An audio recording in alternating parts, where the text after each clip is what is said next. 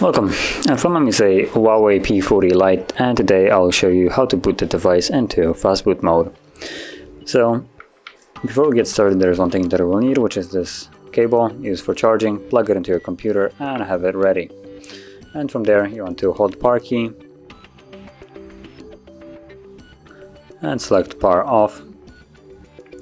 Once the device shuts off, you want to get the cable, and while holding volume down, so I'm going to be pressing volume down, you want to plug it in.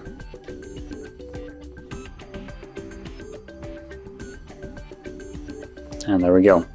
So we're now in the Fastboot mode. So that is how you would enter this mode. Now to leave it, you have right here volume down, device reboot, reasons of volume down, and power key. So you can also, I believe, hold power key itself and also reboot.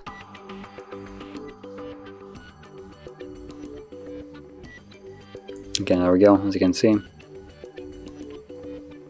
And it automatically turns back on.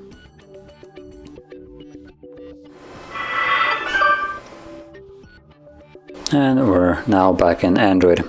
So that is how you would boot your device in and out of the Fastboot mode. And if you found this very helpful, don't forget to like, subscribe, and thanks for watching.